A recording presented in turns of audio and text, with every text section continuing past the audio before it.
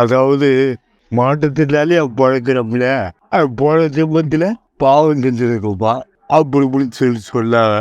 அவர்கிட்ட அண்ணனுடைய ஒப்பீனியன் இல்லை அப்படின்னு கேட்கறாரு இல்லை. உண்மையாவே போன ஜென்மத்துல ஒருத்தர் செய்யற பாவம் தான் இந்த ஜென்மத்துல வந்து அவங்கள மாற்றுத்திறனாளியா பிறக்க வைக்குது. காது கேட்காதையோ, கண்ணு தெரியாதையோ, இல்ல நடக்க முடியாதையோ, பெர்சன்டேஜ் வாரியா வந்து மாற்றுத்திறனாளியா இருக்காங்க. சில பேர் 50%, சில பேர் 80%, சில பேர் 90%. அப்போ நான் நிறைய பாவம் பண்ணதால தான் நான் நிறைய பர்சன்டேஜோட மாற்றுத்திறனாளியா பிறந்திருக்கிறேனா அப்படின்னு சில பேர் வந்து அப்படி நினைக்கிறீங்க அப்படின்னா நான் உண்மையாக சொல்கிறேன். மூணாவது மனுஷங்க சொல்லும் போது அது பயங்கரமாக வலிக்கும். ஆனால் நிறைய பேர் வந்து நம்மளே வந்து ஃபீல் பண்ணிக்கிறோம், நான் என்ன பாவம் பண்ணுன்னு தெரியலையே போன ஜென்மத்தில்.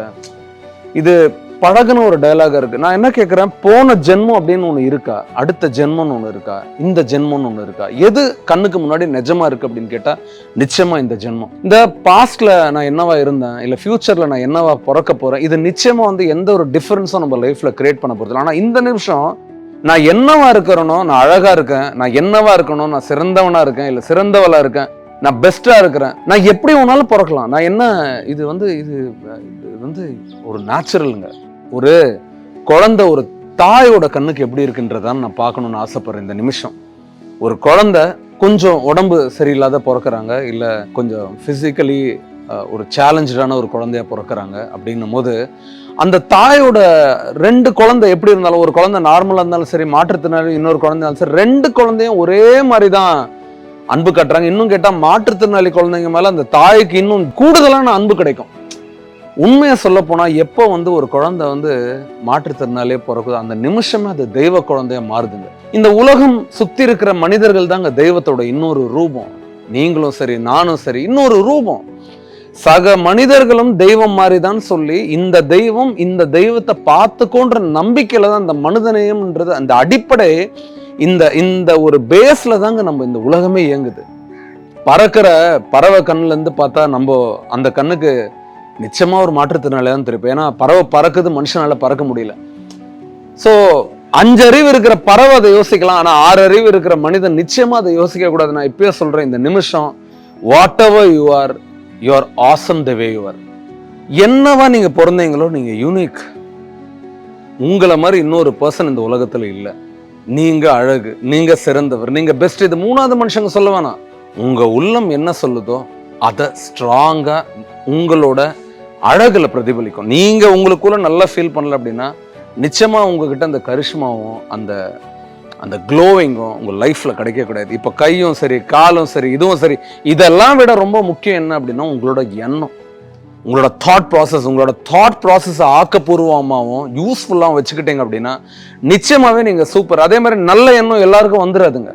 உங்களோட லைஃப்பில் எந்த மாதிரியான சாய்ஸஸை நீங்கள் எடுத்து, எதை நீங்கள் ஆசை பண்ணி, எதுக்குள்ளே நீங்கள் சிக்கணும்னு நினைக்கிறீங்களோ அதுக்குள்ளே நீங்கள் போகும்போது அந்த என்விரான்மெண்ட்டில் எந்த எண்ணம் வரணுமோ அந்த எண்ணம் தாங்க உங்களுக்கு வரும். இப்போ சுற்றி சுயநலமான மனிதர்கள்கிட்டையும் சுயநலமான விஷயத்துலையுமே வெறும் சுயநலமான ஆசைகளையும் வச்சுருந்தீங்கன்னா எண்ணம் எப்படி இருக்கும்? சுயநலமான எண்ணங்கள் தான் வரும். சுயநலமான எண்ணங்கள் வரும்போது நிச்சயமாக அதில் நிம்மதி பிறக்காது, அதில் கருணை பிறக்காது, அதில் ஆணவம் மட்டும்தான் பிறக்கும். ஏதோ இந்த ஜென்மத்தில் நம்ம நல்லா இருக்கோன்றதுக்காக பார்க்குற எல்லாரையுமே நீங்கள் பாவம் பண்ணவங்க நம்ம சொல்ல முடியாதுங்க.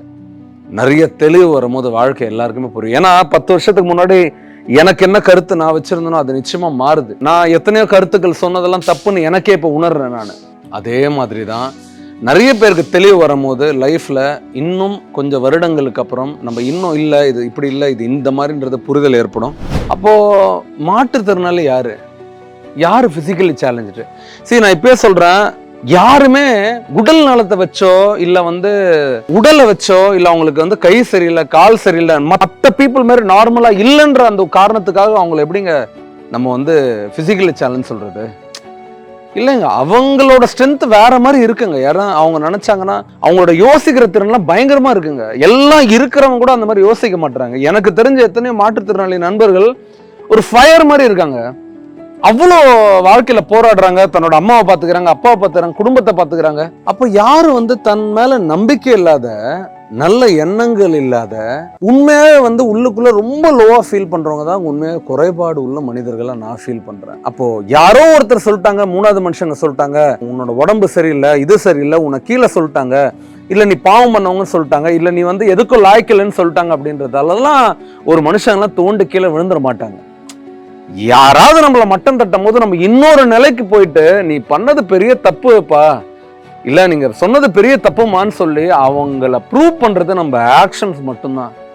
தில்லா வந்து எல்லா மாற்றுத்திறனாலையுமே எத்தனையோ பீப்புளுக்கு தலைவனாகவும் நல்ல லீடர்ஸாகவும் தன்னோட ஃபீல்டில் யாரையுமே சார்ந்து இல்லாதையும் மற்றவங்க மேலே ரொம்ப கருணை உள்ளவங்க. இது ரொம்ப டபுள் கோட்ஸில் போட்டுக்கோங்க. இன்னமும் சொல்கிறேன், நீங்கள் என்டையர் நேஷன் இந்தியா, டோட்டல் வேர்ல்டோட பாப்புலேஷன் எடுத்து அதில் யாரா ரொம்ப மக்களுக்கு சேவை பண்ணியிருப்பான்னு கேட்டால் மாற்றுத்திறனாளி தான் பண்ணியிருப்பாங்க. எல்லா ஊர்லேயும் பார்த்தீங்கன்னா அந்த மாற்றுத்திறனாளி அடுத்தவங்களுக்கு பிறருக்கு உதவி பண்ணணுன்ற அந்த எண்ணம் அவங்களுக்குள்ள உயர்ந்து நிற்கும். நான் உண்மையாகவே சொல்கிறேன், எல்லா மாற்றுத்திறனாளிகள் தான் உண்மையாகவே கருணைக்கான பிராண்ட் அம்பாசிடர்ஸ். மக்கள் மேலே கருணை கொண்டு வரதுக்கான, கருணைனா என்னன்றது காட்டுறதே அவங்க தான். ஏன்னா வலியை உணர்ந்தவங்க அடுத்தவங்க வலியை புரிஞ்சு அவங்கள உயர்த்தணும்னு நினைப்பாங்க அண்ட் நினச்சிக்கிட்டு இருக்காங்கன்றதை நான் ஸ்ட்ராங்காக நம்புகிறேன். நான் என்றைக்குமே ஒரு மாற்றுத்திறனாளியை ஒரு ஹீரோவாக பார்க்குறேன், என்னோட டீமும் அப்படி தான் பார்க்குறாங்க. நாங்கள் எல்லாருமே அவங்க கூட என்றைக்குமே நிற்போன்றதை நான் ஸ்ட்ராங்காக நம்புகிறேன். அண்ட் ஒரு விஷயத்த நல்லா ஞாபகம் வச்சுக்கோங்க, அடுத்தவங்களை காயப்படுத்தி அவங்கள தண்டனை கொடுத்து அவங்கள ஃபீல் பண்ணி வச்செல்லாம் உண்மையாகவே எதையுமே உணர வைக்க முடியாதுங்க. அப்படி உண்மையாகவே கடவுள் மாற்றுத்திறனாலே ஒருத்தரை படைச்சு அவங்கள உணர வைக்கணும்னு ஆசைப்பட்டாருன்னா அப்பெல்லாம் உணர வைக்க முடியும். அன்பால மட்டும்தான் உணர வைக்க முடியும். ஏன்னா என்னை பொறுத்த வரைக்கும் கருணை, கடவுளோட கருணை வந்து உச்சகட்டமா எந்த மனிதர்கள்கிட்ட இருக்குன்றத கடவுள் நம்புறாரு அப்படின்னா மாற்றுத்திறனாளி கிட்ட தான் அதிக அன்பு இருக்குன்னு அவர் ஸ்ட்ராங்கா நம்புறாரு. ஏன் அப்படின்னா, தம்பி நீ கஷ்டப்படுற செல்லம் உனக்கு தான் அடுத்தவங்களோட கஷ்டம் தெரியும் அப்படின்றத உணர்த்துறாரு அப்படின்றத நான் நம்புறேன். அண்ட் மோரோவர் நம்ம பெரிய தலைவன் ஆகிறதுக்கான எல்லா குவாலிட்டியும் ஒவ்வொரு பிசிக்கலி சேலஞ்ச் கிட்டையும் மாற்றுத்திறனாளி கிட்டையும் இருக்கு. என்னை பொறுத்த வரைக்கும் அவங்க பிசிக்கலி சேலஞ்சுன்னு மட்டும் இல்லை, பிசிக்கல் சாம்பியன்ஸ் நான் சொல்லுவேன். பிசிக்கலி சாம்பியன் ஏன்னு சொல்றேன் அப்படின்னா, உடலை வென்றவர்கள் அவங்க. உடல்லாம் ஒன்றும் இல்லடா, மனசு தாண்டா அப்படின்றத மெருகேத்தி இந்த சமுதாயத்துக்கு உறக்க சொல்றது அவங்க தான்றதை நான் ஸ்ட்ராங்கா நம்புறேன். தேங்க்யூ.